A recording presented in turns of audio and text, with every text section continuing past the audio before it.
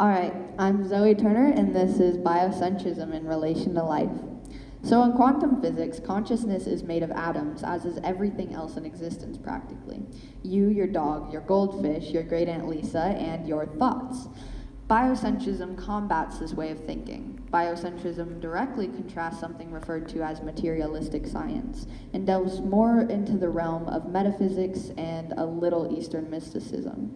Materialistic science is basically attempting to explain the origin of the universe in a non-religious or spiritual way. It excludes all spiritual and non-physical aspects of life, meaning things like gods and consciousness.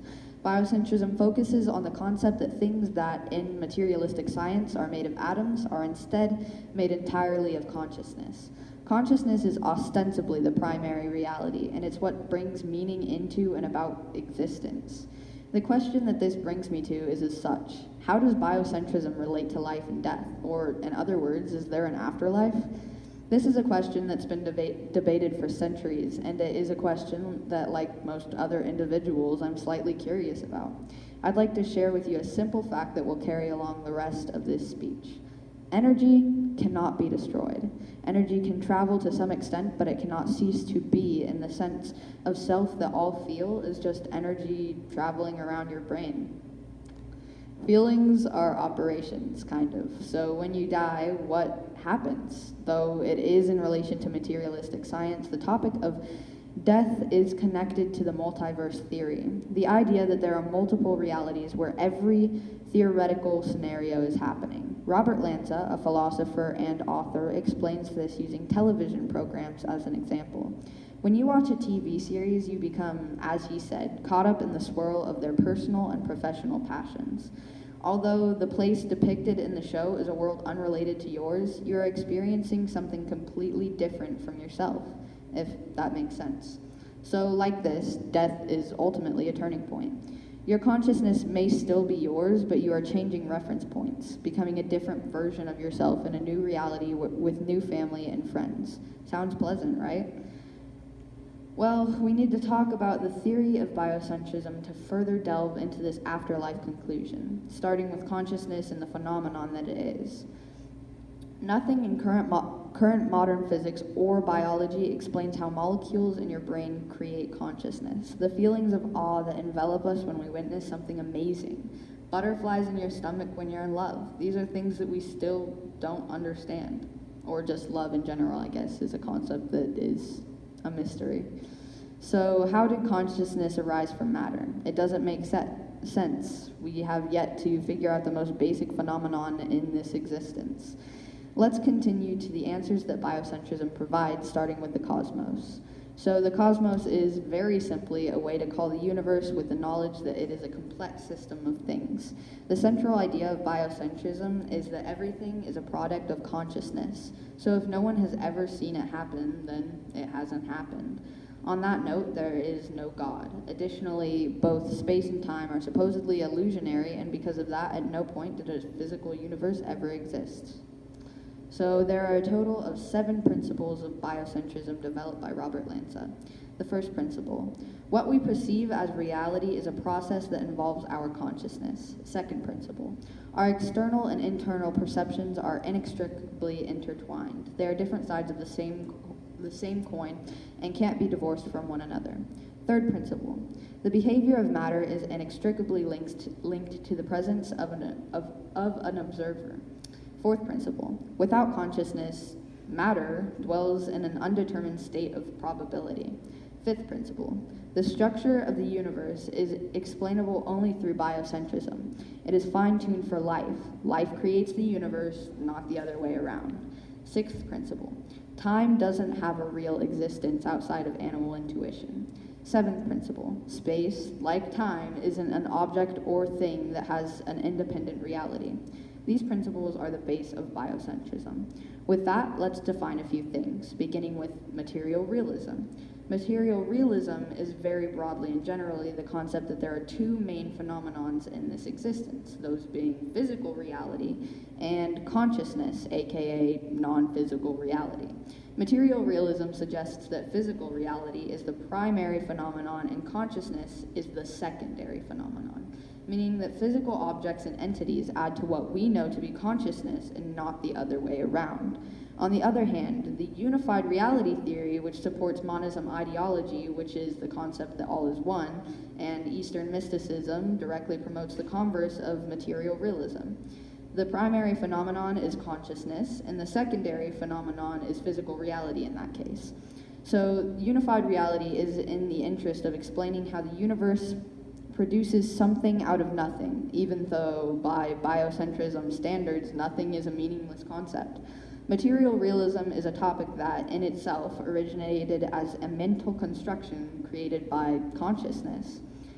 So almost everything that is a part of the material world was originally created by the individual's consciousness, because, as we all should know, anything that is not a part of the natural world was created by man with some kind of intention formed by thought. When we look around us, we see only things that we can touch, physical things, and that is why we believe matter is real and that it has precedence over the transcendent world. Because we can really, with like our bodies and whole beings, feel things.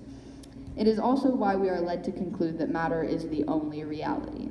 We have gradually become more open to accepting a realist philosopher's views on creation and existence, although a group of believers referred to as mystics in like connection to Eastern mysticism, which is, Christianity and all that, claim that it is possible to experience the transcendent world, heaven and such, entirely by attempting to progress beyond everyday life and experience. That is where biocentrism moves into more of a religion-like form of itself, that there are such assumed gods, heavens, hells, etc. Moving on entirely, let's address the question, what is consciousness? Simply put, consciousness is the emotional impact that ordinary things have on you based on the connections and experiences you may have with said things.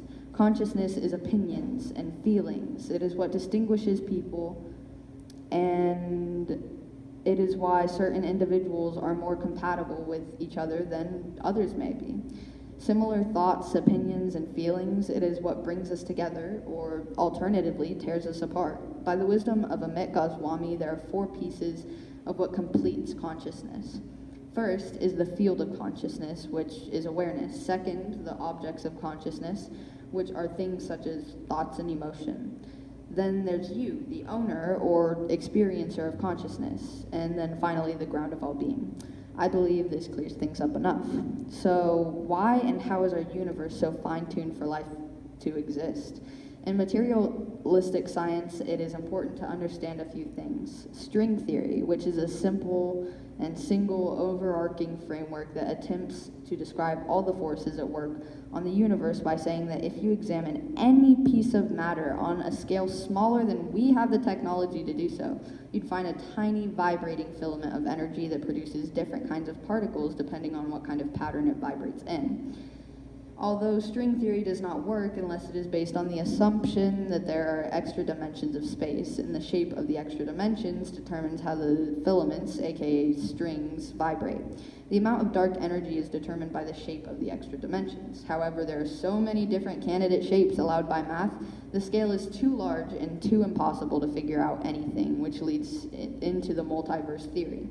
Because there are so many possible shapes of the extra dimensions, scientists say that it is possible that the shapes are equal to each other in the sense that there are multiple universes with different shapes for the extra dimensions.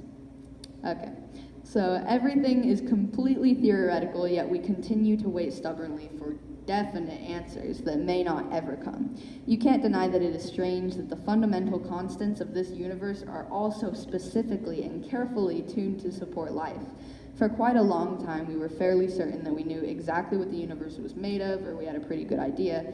Then everything was flipped on its head when we had finally figured out that in actuality it's made of dark matter or energy, and we're not super close to truly understanding what that means to us. Once again, we're in the dark.